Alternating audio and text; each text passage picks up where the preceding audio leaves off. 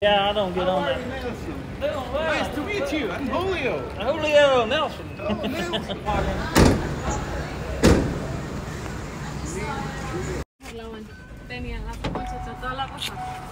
Es un honor y un privilegio estar acá con ustedes, qué belleza, de verdad. Y vamos a pasar una semana fantástica, eso sí se los garantizo. Ya.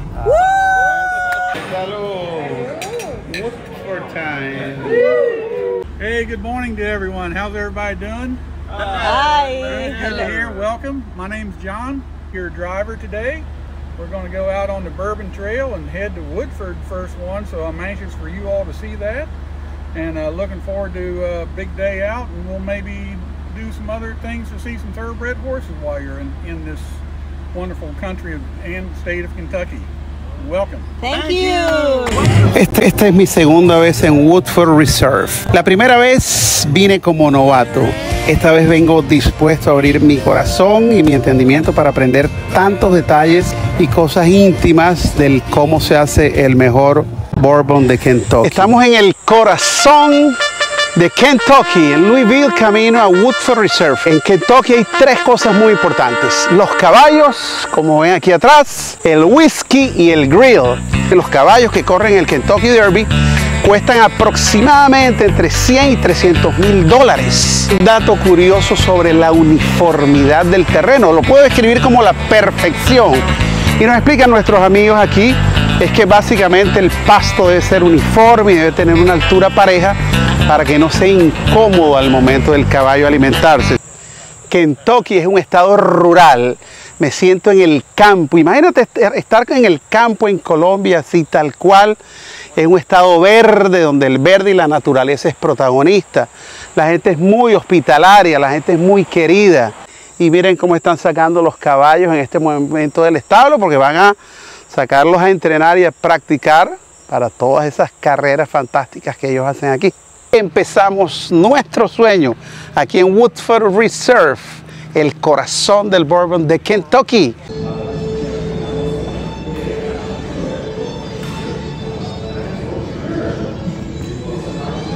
Para un whisky lovers, los juguetes alrededor del whisky son muy importantes. Miren todos estos juguetes, la copa de Glencairn marcada de Woodford Reserve, este shot divino. Mira todo esto, vasos. Quiero llevarme todo. ¿Cómo hacemos, Diana? Quiero llevarme todo. Esto para hacer el highball.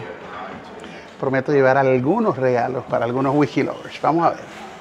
Quiero que vean las botellas de Woodford Reserve. En todas ellas aparece la firma de Chris Morris. Mira esta también, Chris Morris. Él es el maestro destilador de Woodford Reserve. Una leyenda viva en la compañía. ¿Saben algo?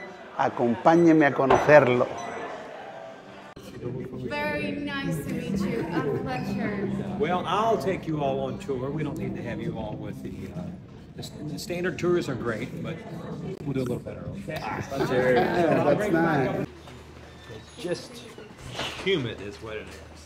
From all of us from Colombia, and especially the Brown Forman team, and of course our guest. This is a gift. Well, thank you. This is with love from the heart of Colombia. Oh, that's wonderful. You'll find a region coffee in there. I love coffee. And Colombian candy. You're never going to be the same. Well, thank you all. I promise. Very kind. Stone buildings are from the 1800s, the 19th century. Red brick are from the post-Prohibition, 1935. Up on the hillside, or in the 2000s, are modern warehouses. So we have 19th, 20th, and 21st century buildings on site.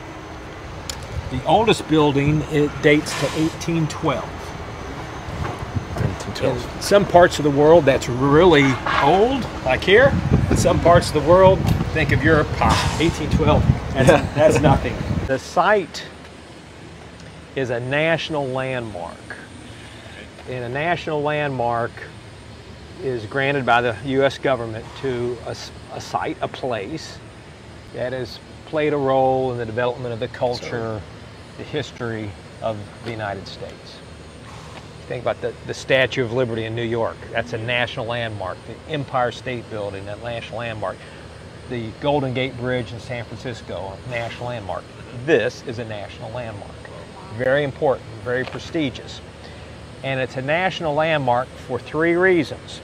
Number one, that is a 19th century factory. Yes, it's a distillery, but a distillery makes something. It makes whiskey, of course, so it's making something, manufacturing. So that is a 19th century factory still making what it did in the 19th century.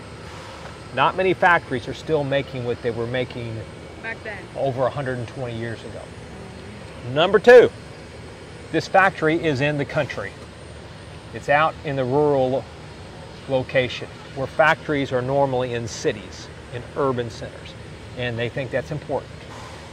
But mainly for all of us, in those stone walls back in the 1840s and 50s, modern bourbon was born. Not invented, bourbon was evolving from the 1770s, but it was the distillery owner, Oscar Pepper, and Master Distiller Christopher Crowe, who figured out what people have been doing for generations and perfected and wrote down these processes and recommended them to other distillers. Okay. And that is historic fact. And of course, this has nothing to do with Brown Forman, nothing to do with Woodford, because this happened long before we came along. But they give us sour mash process. Of course, Jack Daniels is famous for the sour mash process. Its modern origin is here. New charred barrels that make bourbon and Tennessee whiskey so distinctive from all the other great whiskeys in the world come from here, among other scientific discoveries. So very important. So the Pepper family settled here in 1812, and they built a small distillery, and that was Elijah Pepper. The second generation, Oscar Pepper, built the current distillery. And we see the family going from farmer distillers, which were quite common, to a commercial distiller, making whiskey to sell to other people. And the distillery was originally just a 2-story stone structure.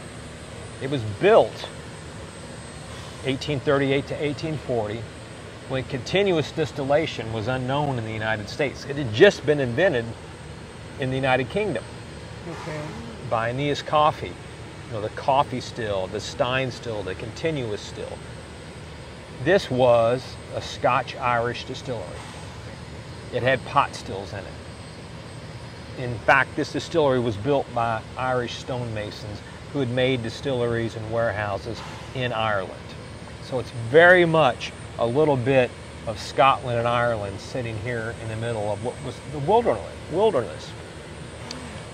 Well, the third generation of the Pepper family decides to sell. So he sells the property, the land, hundreds and hundreds of acres, and a company by the name of LeBroy and Graham buys the distillery. It's like a Brown Forman, LeBroy and Graham.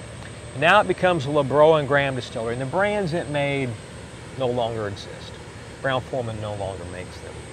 So it operates as LeBroy and Graham all the way up to Prohibition. So in 1920, it closes, as do 204 distilleries in Kentucky. 6 stay open to continue to operate under the medicinal permit aspect of Prohibition, because still so many people in the United States considered whiskey to be medicine. You think in 1920, you still have lots of people who were living in the 1850s and 60s. Whiskey was medicine to them, so the federal government was going to continue to provide it. And of course, famously, Brown Forman was one of those 6 companies, and of those 6 companies, we're the only one still in operation today. So we were operating, the only one left. Operating in Woodford or in Jack Daniels? No, that was in the Louisville operations. Okay. Jack Daniels Wasn't there? closed. Every distillery in America closed except for 6. Okay. Esta fue una de las 6 que siguió funcionando durante la prohibición. Brown Forman. Brown Forman. Not Woodford, not Yeah. Jack. Brown Forman. itself. Which was Okay. Old Forester. Old Forester. Old Forester. Old Forester fue el que quedó operando medicinal. Ok. De las